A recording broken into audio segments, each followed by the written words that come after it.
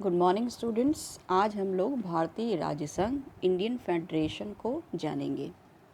भारत राज्यों का एक संघ है, इंडिया यूनियन ऑफ स्टेट्स, ये बात कही जाती है। राज्य संघ का मतलब क्या है होता है और भारतीय संघवाद का मतलब क्या होता है, संघीय व्यवस्था का मतलब क्या होता है, इसको आज हम जानने की कोशिश करेंगे। संविधान के द्वारा भारत के लिए एक संघात्मक व्यवस्था की व्यवस्था की गई है, लेकिन संविधान में कहीं पर भी संघ राज्य फेडरेशन शब्द का प्रयोग नहीं किया गया है। राज्यों के संघ यूनियन ऑफ स्टेट्स शब्द का प्रयोग किया गया है। संविधान के प्रथम अनुच्छेद में कहा गया है कि भारत राज्यों का एक संघ होगा। प्रारूप समिति के अध्यक्ष डॉक्टर भीमराव अम्बेडकर ने राज्यों के संघ शब्दावली के महत्व को स्पष्ट करते हुए संविधान सभा में कहा था कि प्रारूप समिति के द्वारा इस शब्दावली का प्रयोग यह स्पष्ट करने के लिए किया गया है कि यद्यपि भारत एक संघ राज्य है, लेकिन यह संघ राज्य किसी प्रकार के पारस्परिक समझौतों का परिणाम नहीं है और संघ राज्य समझौता का परिणाम न होने के कारण किसी भी राज्य को संघ से अलग होने का अधिकार नहीं है। भारतीय संघ में अब 29 राज्य और संघीय क्षेत्र हैं, लेकिन अभी जम्मू कश्मीर के अलग होने से इसमें चेंजेस देखने को मिलते हैं। अब हमारे पास 28 राज्य और 8 संघीय क्षेत्र हो गए हैं। सन 2014 में 29वें राज्य का गठन हुआ था। भारतीय संविधान में सन 2013 तक 28 राज्य थे। 2014 में आंध्र प्रदेश पुनर्गठन विधेयक 2014 के आधार पर आंध्र प्रदेश का 2 राज्यों में विभाजन कर दिया गया, सीमाग्र व तेलंगाना। मंत्रिमंडल द्वारा पारित प्रस्ताव के तहत हैदराबाद अगले 10 वर्षों तक सीमाग्र तेलंगाना क्षेत्र के अलग करने के बाद आंध्र प्रदेश का शेष क्षेत्र व तेलंगाना की संयुक्त राजधानी रहेगा। बाद में यह तेलंगाना की राजधानी होगा तथा उस दौरान सीमाग्र को अपनी नई राजधानी बनानी होगी, ये कहा गया। भारत में संघात्मक व्यवस्था को अपनाने की आवश्यकता क्यों महसूस की गई? संविधान के द्वारा क्षेत्र के आधार पर शक्तियों के केंद्रीकरण या विकेंद्रीकरण की जो स्थिति अपनाई गई, उसके आधार पर 2 प्रकार की शासन व्यवस्थाएं होनी चाहिए, एकात्मक शासन तथा संघात्मक शासन। यदि भारत कुछ लाख जनसंख्या, भाषा, धर्म, संस्कृति आदि के प्रसंग में लगभग एक ही स्थिति वाला देश होता, तो इस देश में भारत क्षेत्र और जनसंख्या की दृष्टि से बहुत अधिक विशाल जबकि देश है। इसके अतिरिक्त भारत धर्म, जाति, भाषा, संस्कृति और आचार विचार की दृष्टि से बहुत अधिक विविधताओं वाला देश है। इन विविधताओं के बीच एकता बनी रहे, यूनिटी इन डाइवर्सिटी की बात कही गई। इस देश के जीवन, संस्कृति, आचरण का मूल मंत्र ही यही है कि विविधताओं के बीच एकता, और इस देश के लिए संघात्मक व्यवस्था की उपयुक्त व्यवस्था इसीलिए मानी गई। संविधान निर्माताओं ने भारतीय जीवन के इस मूल तत्व को दृष्टि में रखते हुए भारत के लिए संघात्मक व्यवस्था को अपनाया है। अतः हम देखते हैं कि संघीय व्यवस्था और उसके लक्षणों को जानेंगे, उनको ये देखने की कोशिश करेंगे इसमें कौन से लक्षण हैं, संघात्मक व्यवस्था क्यों इम्पोर्टेंट है और भारत में संघात्मकता और एकात्मकता का एक जोड़ देखा जाता है, एक समन्वय देखा जाता है और किस प्रकार देखा जाता है। संघवाद यह यंत्र है जिसके द्वारा राज्य की समस्त शक्तियों का विभाजन 2 प्रकार की सरकारों के मध्य होता है। ये 2 प्रकार की सरकारें होती हैं, केंद्र सरकार और राज्य सरकार। संघीय सरकार की परिभाषा देते हुए फाइनर भी कहते हैं कि यह एक शासन है जिसमें सत्ता और शक्ति का एक भाग स्थानीय क्षेत्रों में निहित होता है और दूसरा भाग केंद्र में होता है।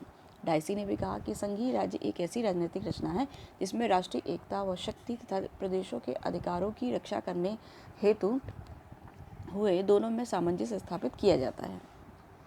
संघवाद सीमित सरकार का सिद्धांत है, ऐसा पता चलता है, जिसमें संविधान के द्वारा केंद्रीय सरकार और राज्यों की सरकारों दोनों की ही शक्तियों को सीमित कर दिया जाता है। संघात्मक व्यवस्था के कुछ प्रमुख लक्षण हैं लिखित तथा कठोर संविधान, संविधान की सर्वोच्चता, संविधान द्वारा केंद्रीय सरकार तथा इकाई सरकारों के बीच विभाजन शक्तियों का, और स्वतंत्र सर्वोच्च न्यायालय तथा उच्च सदन या राज्य सदन का होना। इस प्रकार हम भारतीय संविधान के कुछ संघात्मक लक्षणों को गौर से देखते हैं, विस्तार से देखते हैं और कहते हैं कि संविधान का स्वरूप संघात्मक है। ये कैसे हैं? जैसे भारतीय संविधान में संघराज का प्रयोग तो नहीं किया गया, वह एक संघराज ही है, लेकिन लेकिन संघात्मक व्यवस्था के जो लक्षण विद्यमान है उसमें हमको ये दिखाई देता है कि संघ व्यवस्था पूरी तरह से विराजमान है और उसको एक संघ राज्य ही कहा जा सकता है, वही ज़्यादा उचित है। कैसे? सबसे पहले शक्तियों का विभाजन को हम देखते हैं। विश्व के अन्य संघात्मक विधानों की तरह भारतीय संविधान द्वारा भी संघ और राज्यों के बीच शक्तियों को बांटा गया है। संघीय सूची में 97 विषय हैं जो संघीय संसद के क्षेत्राधिकार में हैं। राज्य सूची में 66 विषय हैं जिसमें नियम कानून का निर्माण राज्य द्वारा किया जाएगा। और समवर्ती सूची के 47 विषयों पर संघ और राज्य दोनों का अधिकार है व्यवस्थापिकाओं का। लेकिन यदि कुछ विवाद होता है तो संघीय राज्य सरकारों के बीच शक्ति विभाजन के बाद भी इसमें संघ को सर्वोपरि रखा गया है।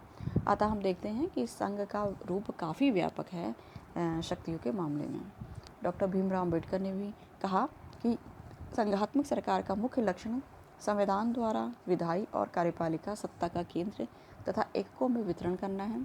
इस सिद्धांत का हमारे संविधान में अनुसरण किया गया है। यह कथन असत्य है कि राज्यों को केंद्र के अधीन रखा गया है।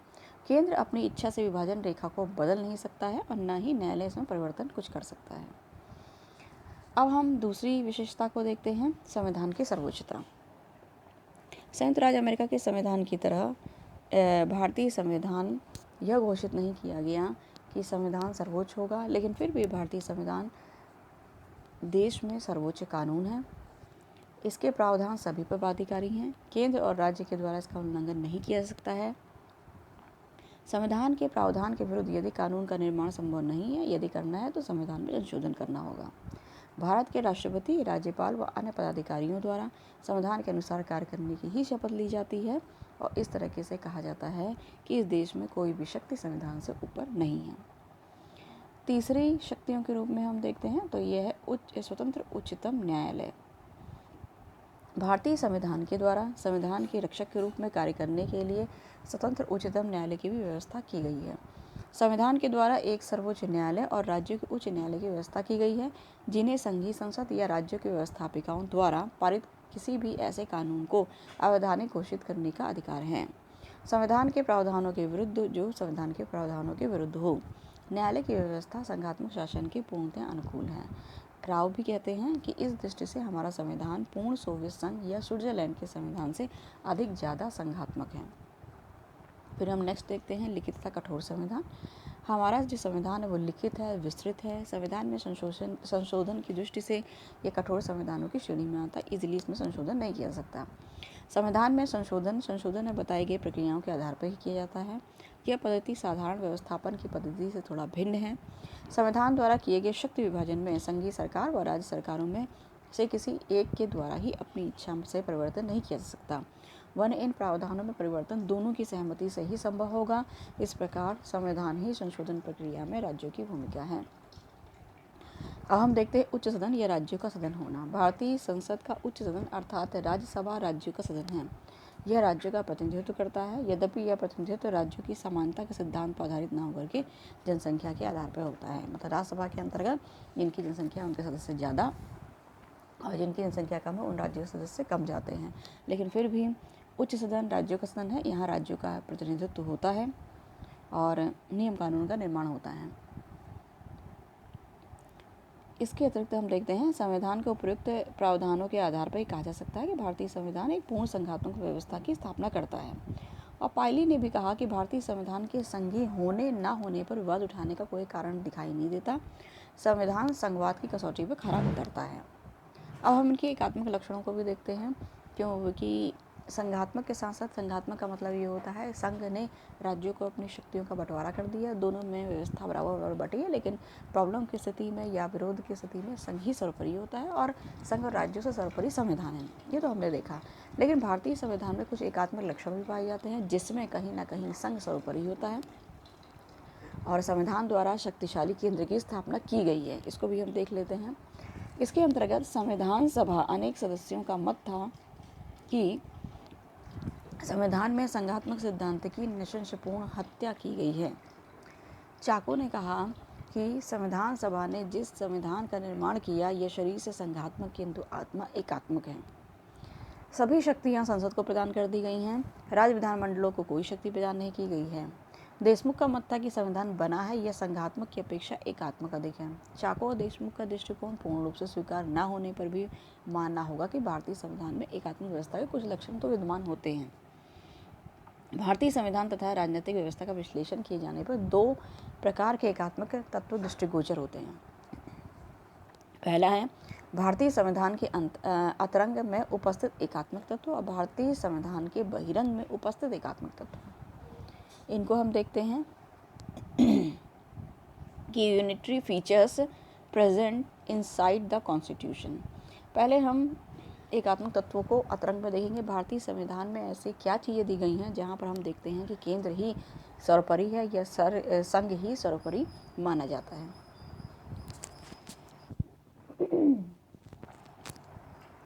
इसके अंतर्गत हम देखते हैं भारतीय संविधान के अंतरंग में उपस्थित एकात्मक तत्व।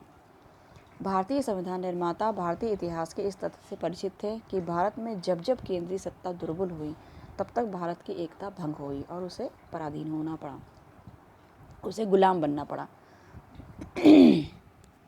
संविधान निर्माता भारत में इतिहास की पुनरावृत्ति नहीं चाहते थे। संविधान निर्माताओं ने केंद्रीय सत्ता को इसलिए अधिक शक्तिशाली बनाया।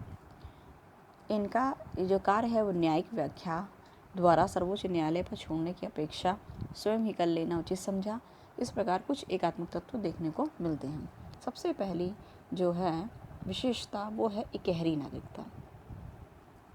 प्रायः संघात्मक संविधान में दोहरी नागरिकता पाई जाती है। अमेरिका में ऐसा है, नागरिकता का संबंध संघ से है और राज्यों से भी है, लेकिन हमारे यहाँ ऐसा नहीं है। हमारे यहाँ प्रत्येक भारतीय को संपूर्ण भारतीय क्षेत्र में समान अधिकार प्राप्त है। यद्यपि वह संघात्मक सिद्धांत के प्रतिकूल है, किंतु भारत की एकता बनाए रखने के लिए इकहरी नागरिकता को महत्वपूर्ण स्थान दिया गया है। दूसरा आता है शक्तियों का बंटवारा केंद्र के पक्ष में। हमारे संविधान में शक्तियों का बंटवारा, केंद्र को राज्यों की अपेक्षा अधिक शक्तियाँ दी गई हैं। जैसे कि संघ सूची में 97 विषय रखे गए हैं, केवल संसद ही कानून बना सकती है। समवर्ती सूची में 47 विषय हैं, पर केंद्रीय संसद तथा राज्यों के विधानमंडल दोनों ही कानून बना सकते हैं। लेकिन अगर विरोध उत्पन्न हो जाता है तो केंद्र का ही कानून माना जाता है, अतः राज्यों द्वारा निर्मित कानून निरस्त माना जाता है। जहाँ तक राजसूची का संबंध है, सामान्यतः राज्य विधानमंडल इन विषयों पर कानून बनाएगा, परंतु कुछ विशेष परिस्थितियों में संसद इन विषयों पर भी कानून बना सकती है। मतलब अवशिष्ट शक्तियाँ भी केंद्र को प्राप्त है, न कि राज्यों को। संविधान सभा में अनेक सदस्यों को यह मत व्यक्त किया गया कि डॉक्टर अंबेडकर ने सब कुछ केंद्र को प्रदान कर दिया गया है और राज्यों को नहीं दिया गया है। संविधान सभा में अनेक सदस्यों का यह मत व्यक्त किया है और संविधान निर्माताओं ने देश के उस समय विद्यमान आर्थिक राजनीतिक परिस्थितियों को देखते हुए शक्तिशाली केंद्र सरकार की अनिवार्यता को अनुभव किया था। मुंशी ने भी कहा कि तथ्य यह है कि भारत के महान दिन वे थे जब देश में शक्तिशाली केंद्रीय शक्ति थी, और सबसे बुरे दिन वे थे जब केंद्र को प्रांतों की शक्ति के द्वारा कमज़ोर किया गया और अवज्ञा रही। अतः संविधान निर्माता यह जानते हैं कि आज विश्व में केंद्रीकृत सरकारों की निर्माण की प्रकृति है और केंद्र शक्तिशाली होना चाहिए। इसी प्रकार अंबेडकर जी ने भी 1935 में अधिनियम द्वारा स्थापित केंद्र से भी अधिक शक्तिशाली केंद्र की स्थापना के पक्ष में हूँ, ये कहा था। अतः ये कहीं ना कहीं शक्तिशाली केंद्र की ओर निर्माण की ओर कदम उठाया गया, ये कहा गया। इसके अतिरिक्त संघ तथा राज्यों के लिए एक संविधान का होना। प्रायः संघीय व्यवस्था में राज्यों के संविधान संघ से पृथक होते हैं, लेकिन भारत के संविधान के अंतर्गत संघ के संविधान के साथ साथ राज्यों के संविधान भी सम्मिलित हैं। भारतीय संघ की इकाइयों को अमेरिका के राज्यों तथा स्विस कैंटनों की भांति पृथक संविधान के निर्माण का अधिकार नहीं दिया गया है। चौथा है केंद्रीय सरकार राज्यों की सीमा में परिवर्तन में समर्थ। अमेरिका ऑस्ट्रेलिया के संघ में कई इकाई राज्यों की सीमाओं में उनकी सहमति के बिना परिवर्तन नहीं किया जा सकता, किंतु हमारे संविधान के अनुच्छेद 3 के अनुसार संसद को यह अधिकार है कि वह किसी राज्य से उसका कोई प्रदेश पृथक करके या 2 या अधिक राज्यों को मिलाकर नया राज्य बना दे, या किसी राज्य के क्षेत्रफल की कमी या वृद्धि कर दे, या राज्य की सीमाओं तथा उसके नाम बदल दे। इनके लिए यद्यपि राष्ट्रपति संबंधित राज्य के विधानमंडल के विचार मालूम करते हैं, लेकिन विचारों को स्वीकार करना या ना करना राष्ट्रपति की ही इच्छा पर निर्भर करता है। अब हम 5वां देखते हैं एकीकृत न्याय व्यवस्था। संघ तथा राज्यों के कानून लागू करने के लिए दोहरी न्याय व्यवस्था आवश्यक समझी जाती है। भारतीय संघ में अमेरिका की तरह दोहरी न्याय व्यवस्था का प्रबंध करने के स्थान पर न्याय व्यवस्था को एकीकृत कर दिया गया है। सर्वोच्च न्यायालय के बाद न्यायालयों का गठन एक पिरामिड के रूप में होता है। राज्यों के उच्च न्यायालयों का निर्माण गठन संघीय सत्ता के द्वारा ही किया जाता है। अब हम देखते हैं संकट काल में एकात्मक शासन व्यवस्था।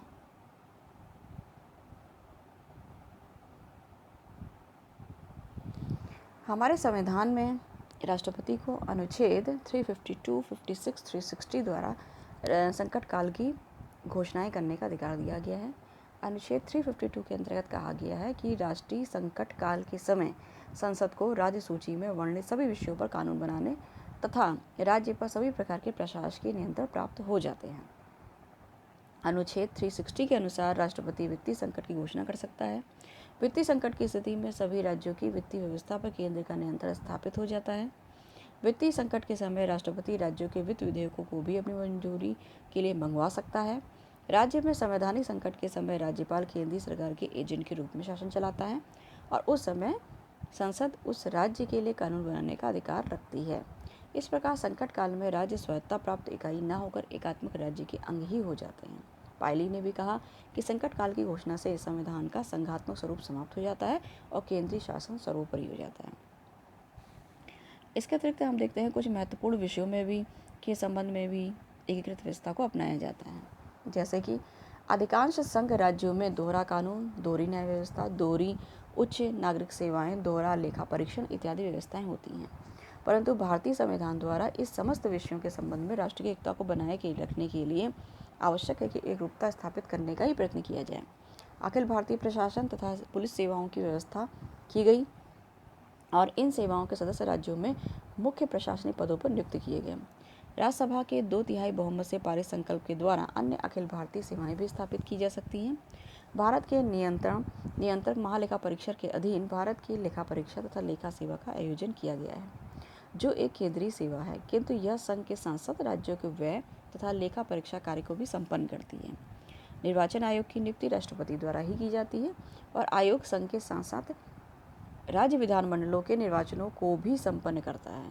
दीवानी तथा दंड संबंधी कानून संहिताबद्ध है और पूरे देश पर लागू होते हैं। उसकी एकरूपता कायम करने के लिए उन्हें समवर्ती सूची में रखा गया है। इसके अतिरिक्त हम देखते हैं राज्यों के राज्यपाल की नियुक्ति भी राष्ट्रपति द्वारा ही होती है।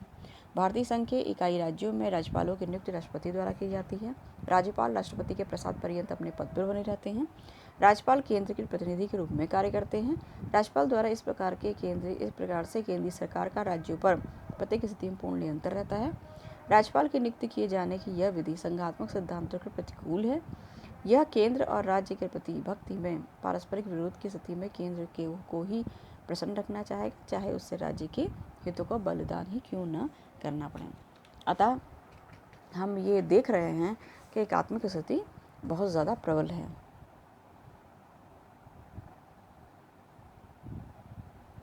अब हम देखते हैं आर्थिक दृष्टि से राज्यों की दुर्बल स्थिति। वित्तीय दृष्टि से भी राज्य केंद्रीय सरकार पर ही निर्भर रहते हैं। राज्यों को विभिन्न प्रकार के अनुदान केंद्र द्वारा दिया जाता है, आर्थिक सहायता दी जाती है और आत्मनिर्भर न होने के कारण आर्थिक क्षेत्र में राज्यों की स्वायत्ता सिर्फ नाम मात्र की होती है। कुंजरों के अनुसार राज्यों की वित्तीय स्वायत्ता को वित्तीय आपात संबंधी उपबंधों से बड़ा धक्का पहुंचता है। अब हम देखते हैं राज्यों को राज्यसभा में समान प्रतिनिधित्व नहीं। इससे भी राज्यसभा के अंतर्गत उच्च सदन में राज्य कमजोर हो जाते हैं। विश्व के अन्य संघों में प्राय उच्च सदन में छोटे बड़े सभी राज्यों को बराबर प्रतिनिधित्व दिया गया है। वहाँ पर उनके आकार तथा आबादी का ध्यान नहीं रखा जाता, परंतु भारत में राज्यों को राज्यसभा में समान प्रतिनिधित्व नहीं दिया गया है। इसके अलावा हम देखते हैं राज्य विधानमंडल द्वारा पारित विधेयक राष्ट्रपति की स्वीकृति के लिए ही जाता है। राज्य विधानमंडल द्वारा पारित विधेयक राज्यपाल की स्वीकृति से ही कानून बनता है, किंतु कुछ विधेयक ऐसे होते हैं जिन्हें राष्ट्रपति की स्वीकृति के लिए सुरक्षित रखना पड़ता है। इनकी स्वीकृति प्राप्त होने पर ही कानून बनता है। 12वां हम देखेंगे अपेक्षाकृत सुपरिवर्तनशील संविधान। एकात्मक शासन प्रणाली में संविधान में संशोधन सरलता से किया जा सकता है। संविधान और साधारण कानून में अंतर नहीं किया जाता। भारतीय संविधान में भी ऐसे अनेक अनुच्छेद है जिसका संशोधन संसद साधारण बहुमत से कर सकती है। नेक्स्ट, केंद्र तथा राज्यों के मतभेदों का निवारण। संघ तथा राज्यों के बीच अथवा दो या दो से अधिक राज्यों के बीच विवादों का निपटारा करने के लिए संघ की स्थिति महत्वपूर्ण होती है। केंद्रीय सरकार के पास समन्वयकारी शक्तियां हैं। केंद्रीय सरकार ही वित्त आयोग, अंतर्जातीय तथा क्षेत्रीय परिषदों का गठन करती है। क्षेत्रीय परिषदों के माध्यम से केंद्र राज्य सरकारों की शक्तियों पर नियंत्रण भी रखता है और प्रत्येक क्षेत्रीय परिषद के अध्यक्ष रूप में राष्ट्रपति केंद्रीय मंत्री की नियुक्ति करता है। इस प्रकार हम देखते हैं कि संविधान के अंतर्गत बहुत सारे ऐसे प्रावधान हैं जिसमें केंद्र की सर्वोच्चता दिखाई देती है। केंद्र एक तरीके से सर्वोपरि दिखाई देता है। अब हम कुछ ऐसे लक्षण देखेंगे भारतीय संविधान के बहिरंग, जिसे कहा जाता है व्यवहारिक रूप, मतलब प्रैक्टिकल आधार पर, व्यवहारिक आधार पर कौन से ऐसे हैं जिसमें एकात्मक तत्व दिखता है या कौन सी ऐसी चीज़ है जहाँ पर केंद्र का ही अस्तित्व दिखता है। ऐसी बहुत सारी चीज़ें हैं। जैसे सबसे पहले केंद्रीकरण के प्रभाव को रूप में देखने के लिए सबसे पहले हम देखते हैं प्रधानमंत्री का चमत्कारी व्यक्तित्व। भारत में प्रधानमंत्री पद पर आसीन व्यक्तियों का व्यक्तित्व सामान्यतः चमत्कारी और काफ़ी प्रभावशील रहा है। जैसे पंडित जवाहरलाल नेहरू जैसे व्यक्तित्व वाले प्रधानमंत्री ने भारत की राजनीतिक स्थिरता, राष्ट्रीय दृष्टिकोण प्रदान किया। उनके प्रभाव के आगे राज्यों के नेताओं का व्यक्तित्व फीका लगता था। कोई भी मुख्यमंत्री उनका विरोध करने का नहीं सोच सकता था। नेहरू के बाद प्रधानमंत्री पद पर मुख्य रूप से श्रीमती इंदिरा गांधी आए, जिनके व्यक्तित्व कम आकर्षण नहीं था। इसके बाद अभी हम देखते हैं कि अटल बिहारी वाजपेयी जी आए, फिर हम देखते हैं कि अभी मोदी जी आए। तो इस तरीके से प्रधानमंत्री के व्यक्तित्व इतना ब्रॉड होता है, इतना विस्तृत होता है, व्यापक होता है कि कोई भी मुख्यमंत्री उसकी बात की अवहेलना करना या उसका विरोध करने का विचार अपने मन में नहीं ला सकता है। कई बार मुख्यमंत्रियों की नियुक्ति भी अनेक राज्यों में प्रधानमंत्री की इच्छा से भी होती है। उन नेताओं को राज्य की राजनीति से अलग होना पड़ा जिनमें प्रधानमंत्री का विश्वास नहीं था या उनकी रुचि नहीं थी। अतः एक तरीके से हम इसको कई तरीके से अपने देश की राजनीति में देखते हैं। अब हम देखते हैं कि योजना आयोग भी एक ऐसी व्यवस्था है, क्योंकि इसका प्रधानमंत्री ही इसका मेन अध्यक्ष है। तो योजना आयोग में नई नई योजनाएं बनाई जाती हैं। योजना आयोग का गठन के रूप में हम देखते हैं 1950 में गठन हुआ था और केंद्रीकरण की प्रवृत्ति इसमें भी काफ़ी हावी है, बहुत ज़्यादा है। योजना आयोग को देश के सर्वांगीण विकास के संदर्भ में महत्वपूर्ण कार्य सौंपे गए थे। योजना आयोग के महत्व के संदर्भ में प्रधानमंत्री आयोग का अध्यक्ष होता है। इनके कार्यों को अधिक प्रभावी बनाने के लिए केंद्रीय मंत्रिमंडल के कुछ वरिष्ठ मंत्री भी आयोग से जुड़े होते हैं। योजना आयोग ने अपने कार्यों का विस्तार किया और वस्तुतः वह रक्षा को छोड़कर प्रशासन के सभी क्षेत्रों के विकास के लिए मेन निर्णायक बन गया। इसके अतिरिक्त फिर हम देखते हैं राष्ट्रीय विकास परिषद को।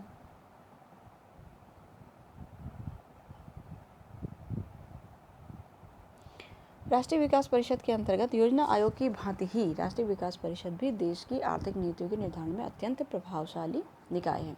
आयोग के ही समान यह परिषद भी संविधान की उपज नहीं है। इसका लक्ष्य योजना आयोग, केंद्रीय सरकार, राज्य सरकारों के बीच एक मध्यस्थता स्थापित करनी है। राष्ट्रीय विकास परिषद योजना व्यवस्था की शीर्ष संस्था है।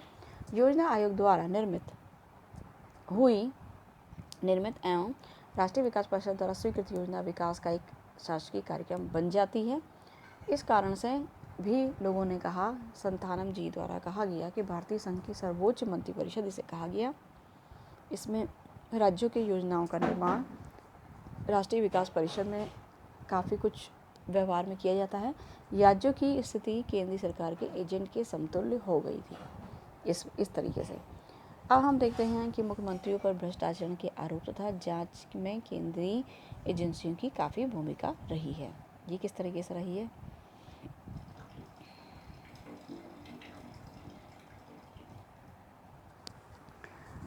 आज हम ये देखते हैं कि मुख्यमंत्री और मंत्रियों के भ्रष्टाचार के आरोप काफ़ी लगते रहे हैं, जिनकी जांच केंद्रीय जांच ब्यूरो CBI जैसी एजेंसी द्वारा ही की जाती है। इन जांच एजेंसियों पर केंद्र सरकार का प्रत्यक्ष और परोक्ष नियंत्रण भी होता है। समय समय पर ऐसे अनेक राजनीतिक स्थितियां जन्म लेती हैं जिनके आधार पर केंद्र सरकार राज्य सरकारों को न केवल प्रभावित वरन नियंत्रित भी कर सकती हैं। अतः इसमें केंद्र सरकार और प्रधानमंत्री पदधारी को प्राप्त कृपा की शक्तियों की बहुत महत्वपूर्ण भूमिका अदा करना होती है। सन 1990 से लेकर वर्ष 2013 तक जो विभिन्न सरकारें पदासीन हुई, उनमें किसी को भी लोकसभा से स्पष्ट बहुमत प्राप्त नहीं था, लेकिन 2014 में स्थिति ने पुनः मोड़ लिया, कुछ सीमा तक एक दलीय प्रभुत्व की स्थिति बनी। संभव है एक दलीय प्रभुत्व केंद्र सरकार को केंद्र राज्य सरकारों के संबंध में केंद्र सरकार को अधिक प्रभावशाली स्थिति उत्पन्न करती है। इस प्रकार हम देखते हैं संविधान के बहिरंग में उपस्थित एकात्मक तत्व की प्रभावशीलता व्यवहारिक राजनीति की परिस्थितियों पर ही निर्भर करती है। भारतीय संविधान और व्यवस्था में संघीय शासन के सभी लक्षण मिलते हैं, लेकिन कुछ बातों में ये संघीय सिद्धांतों से भिन्न हो जाती है। इस प्रकार कुछ एकात्मक व्यवस्था के भी लक्षण मिलते हैं, परंतु अगर दोनों की तुलना की जाएगी तो संघात्मक व्यवस्था ज़्यादा दिखाई देती है। जैसे प्रोफेसर हुएर ने भी कहा कि भारतीय संविधान एक ऐसे एकात्मक राज्य की स्थापना करता है जिसमें गौण रूप से कुछ संघीय तत्व हैं, न कि ऐसे संघराज्य की स्थापना करता है जिसमें गौण रूप से कुछ एकात्मक तत्व हैं। ऐसे ही डॉक्टर कृष्णा पी मुखर्जी कहते हैं कि भारतीय संविधान असंघीय तथा एकात्मक है। दुर्गादास बसु जी कहते हैं भारतीय संविधान ना तो नितांत संघात्मक है और ना एकात्मक, वरन वह दोनों का मिश्रण है, एक अनुपम प्रकार की मिश्र शासन प्रणाली है। अम्बेडकर जी कहते हैं संविधान को संघवाद के कठोर ढांचे में नहीं रखा जा सकता है। ऐसे बहुत सारे विचारकों का अपना अलग विचार है, लेकिन हम ये देखते हैं कि मुख्यतः भारतीय संविधान के द्वारा संघवाद की व्यवस्था को अपनाया गया है। संघात्मक व्यवस्था काफ़ी हावी है और एकात्मक व्यवस्था भी दृष्टिगोचर है, लेकिन संघात्मक व्यवस्था देश को ही सर्वोपरि माना गया है। कई आलोचनाओं के नितांत विपरीत भारतीय संविधान द्वारा के कुछ ऐसे आलोचक हुए जिनका विचार था कि भारतीय संविधान में संघ को पर्याप्त शक्तिशाली है उतना नहीं बनाया है। लोक प्रशासन के सुप्रसिद्ध अमेरिकन विशेषज्ञ D.H. पॉल एप्लवी ने भी कहा कि कोई भी अन्य महान राष्ट्रीय सरकार राष्ट्रीय कार्यक्रम को पूरा करने के लिए राज्य सरकारों पर उतना निर्भर नहीं करती जितना कि भारत की केंद्रीय सरकार। भारत में संघ विकास योजनाओं की पूर्ति के संबंध में राज्य पर बहुत अधिक निर्भरता देखी जाती है। दोनों प्रकार की आलोचनाओं में आंशिक सत्य है। यद्यपि भारतीय संविधान में संघात्मक शासन व्यवस्था के सिद्धांतों का पूर्ण रूपेण पालन नहीं किया जाता है और उसमें एकात्मक शासन व्यवस्था के कुछ लक्षण विद्यमान हैं, लेकिन इस कारण से भारतीय संविधान को एकात्मक शासन व्यवस्था की स्थापना करने वाला संविधान हम नहीं कह सकते हैं। वस्तुतः अमेरिका में संघात्मक व्यवस्था को अपनाने के बाद भी संघीय व्यवस्था में कुछ निर्बलताएं दिखाई दी हैं।